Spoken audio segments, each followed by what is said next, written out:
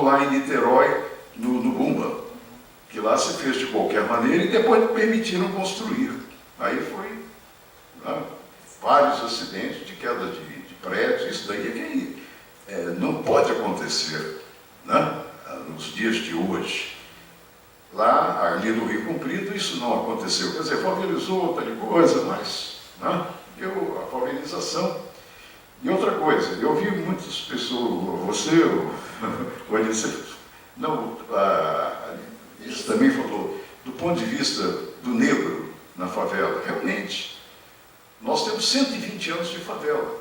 A favela que é ali do Morro do Juramento, né, ela está completando esse ano 120 anos.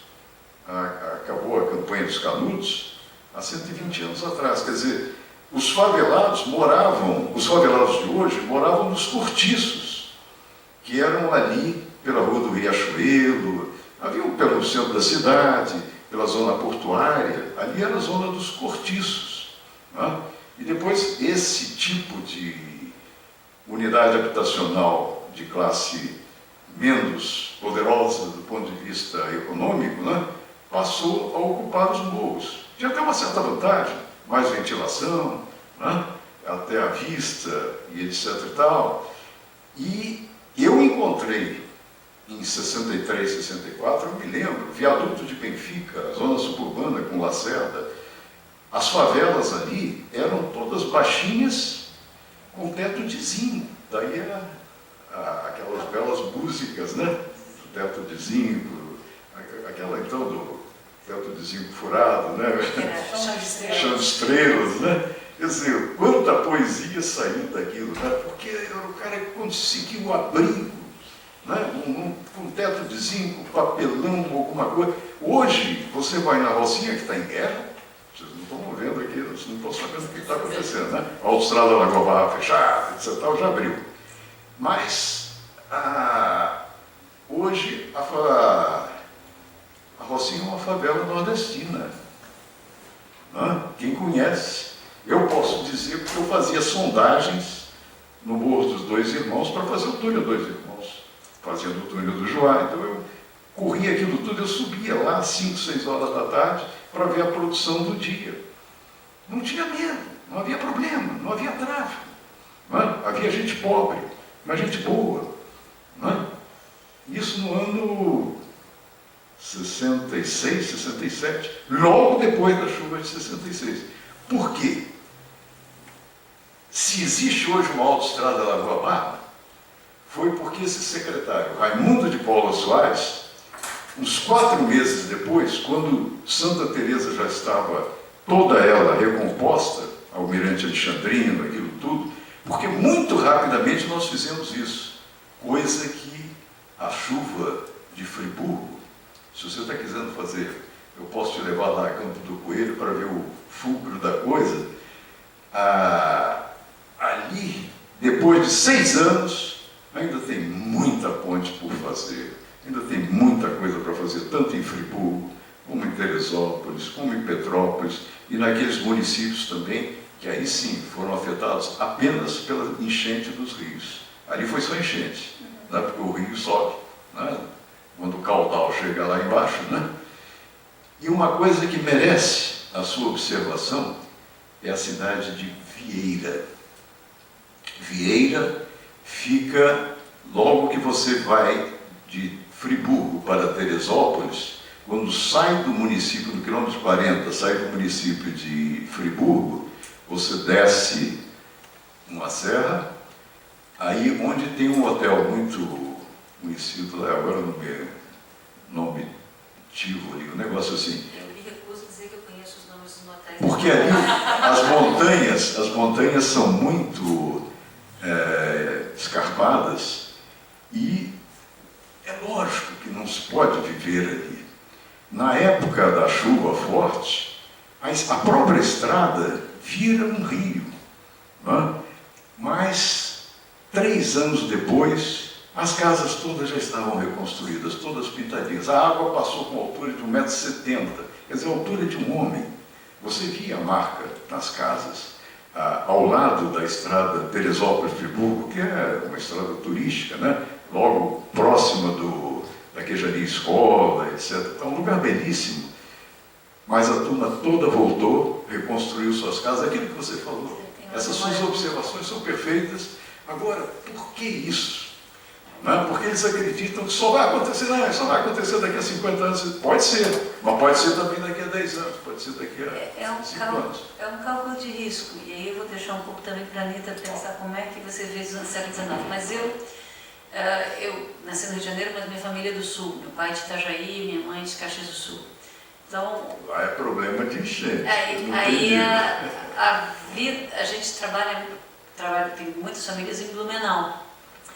E eu estava dando uma olhada em memórias dos imigrantes que chegam de Blumenau em 1870, 1875.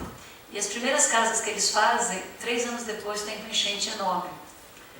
Mas é gente que atravessou o Atlântico e o governo brasileiro está dando terras, postos de terras ali. Então, com enchente ou sem enchente, eles vão ficar. É muito falta de oportunidade também. A cidade de Quito, a cidade de Quito, de Lima, por sinal, ela foi objeto de várias enchentes. Uma das mais famosas, um amigo meu escreveu um livro, chama-se Shaking Colonialism. E ele fala da grande terremoto de 1753, 53 ou 43? 43.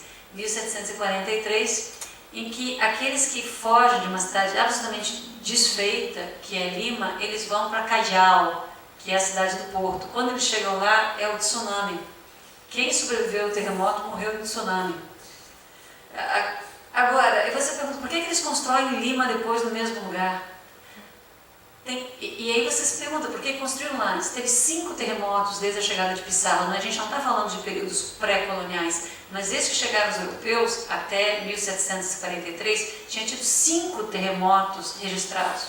Acontece que aquela área era uma das mais ricas em termos de pegar o ouro e a prata que vem da região dos Andes e que tem que ter um porto que vai depois levar para a região colonial. Então tem essa questão do risco. Assim, eu acho que vou apostar que o próximo terremoto não vai acontecer enquanto eu estou aqui. Né? E a gente vive com o risco o tempo inteiro. Por que nós todos moramos no Rio de Janeiro quando a gente tem uma mortalidade que é maior do que a faixa de Gaza? Você quer ver a Baixada Fluminense, que ela recebe as chuvas que caem na região serrana, como disse aqui o nosso engenheiro. As chuvas da região serrana, elas têm que escoar por algum lugar. Parte vai ser pelo lado de lá, para quem mora nas cidades. A outra parte vai escoar justamente para a parte onde existe a Baixada Fluminense. A Baixada Fluminense é um local de escoação das chuvas da região, que acontece na região serrana. Então não deveria haver ninguém morando ali.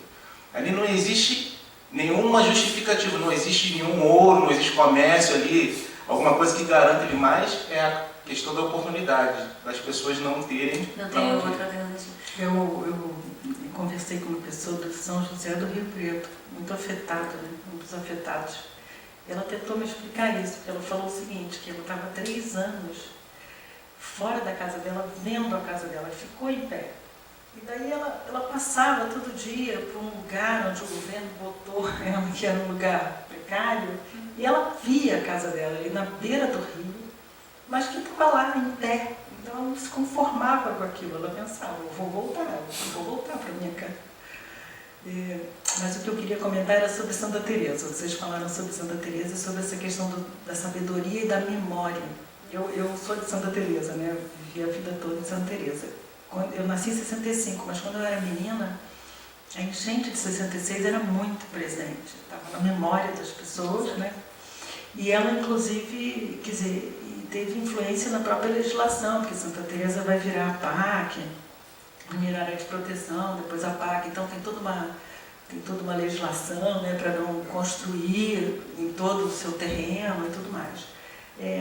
Mais recentemente, o que a gente tem verificado é que, incrivelmente, é o poder público que tem esquecido a história da enchente. Quando houve agora a obra do bonde, os moradores se preocuparam com isso, porque o bonde novo ele foi todo concretado, né? Que era paralelepípedo e era dormente do bonde antigo, virou uma concretagem, que é onde agora o trilho é fixado.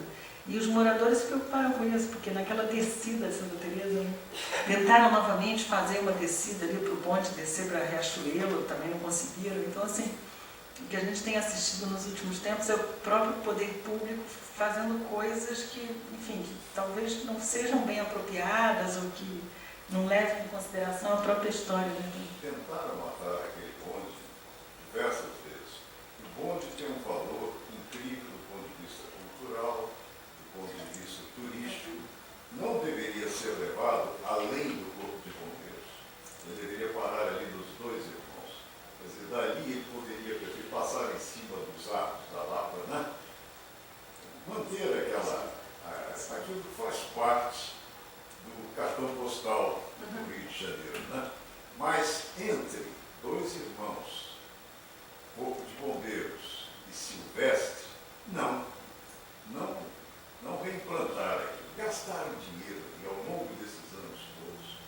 Eu posso falar isso porque eu tentei trazer do Estado para o município, nos anos de 94, 95, tentei trazer do Estado para o município.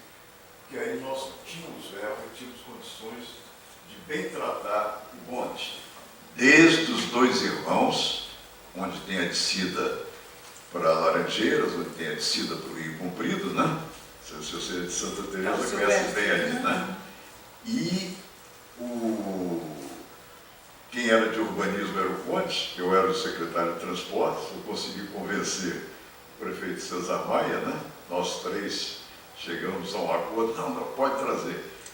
Negociei com o secretário de transportes do Estado e a Câmara votou.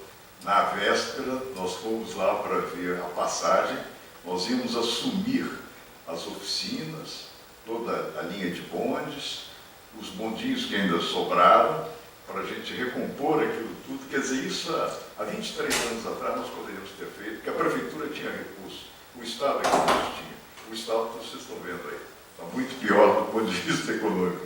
Hoje pela manhã eu estava com o governador nosso, Pezão, o de Goiás, e um secretário de Minas, porque o governador deles não pôde vir, porque teve um problema mais sério do que o Pezão aqui na Rocinha, né? O Pezão ainda, apesar da Rocinha, ele foi lá.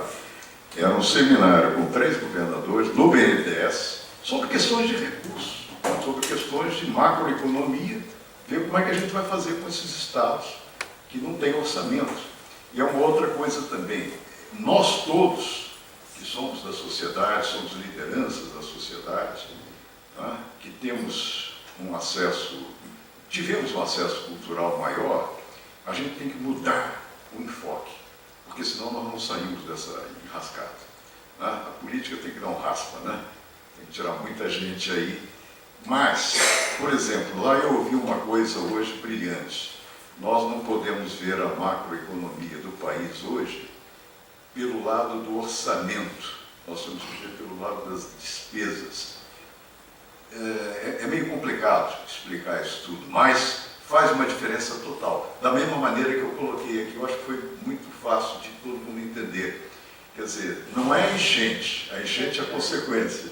Não é? Então, da mesma maneira, o que é fato e o que é consequência? Não é? É o orçamento? Não, o orçamento é alguma coisa decorrente. As despesas, elas existem, são uma realidade. Não é? E você tem que ver, tem que fazer uma escolha de Sofia. Onde é que você vai botar o dinheiro? Agora, a nossa Assembleia Legislativa aqui votou um orçamento com déficit. Vocês já viram isso na vida? A gente pode fazer um orçamento com déficit? Não existe isso em nenhuma economia mundial. Não é? É uma coisa, é uma aberração. Mas depois explicaram lá, quer dizer, a turma do BNDES, daqui dali, do ponto de vista econômico, consegue chegar lá. Mas o que eu quero dizer, por exemplo, um bondinho de Santa Teresa podia estar pronto, podia estar tudo lá. Eu, por exemplo, tenho um colega de São Pedro que morreu há uns 5 ou 6 anos atrás, naquele, se lembra? né? Aquilo me deu uma dor, porque era um colega de turma meu, eu fui na missa, estive lá com o pessoal e tudo, né? É um negócio que não precisava ter acontecido, não devia ter acontecido. O que está acontecendo ainda hoje, na região serrana, também é um absurdo. Você que é da Defesa Civil deve, né? E é a tal coisa, você mora numa zona que tem ligação com o Noroeste, né? É típico, né? Quer dizer, se você chegar em toda a Amazônia, o rio tem aqueles momentos que está lá embaixo. Então, você para acessar o barco, qualquer coisa, você tem vários níveis, né? Que ele vai variando, vai enchendo, vai... Isso daí quer dizer, é saber viver, a população sabe viver, né? Tem uns malucos, como agora que veio de caiaque da Amazônia, né? Sozinha, né? Virou, acabou, né? Lá nas regiões amazônicas do Pará, as pessoas constroem longe da margem e para cima. Aqui não, aqui a gente constrói na beira do rio, assim, dentro praticamente. Agora, por exemplo, Paraty é uma bela coisa, né? Porque você vê que Paraty tem aquele tipo de pavimentação, assim, com um tipo português, de um V, né? E quando vem a maré alta, ela limpa, né? A água penetra ali e sai levando muita sujeira, né? Então, nós temos projetos para toda a Baixada Fluminense a partir do rio Sarapuí. E eu gostaria também de colocar isso aqui no arquivo. Vocês já observaram que a cidade do Rio de Janeiro é uma quase ilha? É uma pene, do latim pena, né, quase, ínsula, porque ela tem ao sul o Oceano Atlântico, ela tem a leste a Baía de Guanabara, que a professora fez um estudo, né, genérico, e a oeste ela tem a Baía de Sepetiba, uma belíssima restinga que tem tanto de praia quanto do resto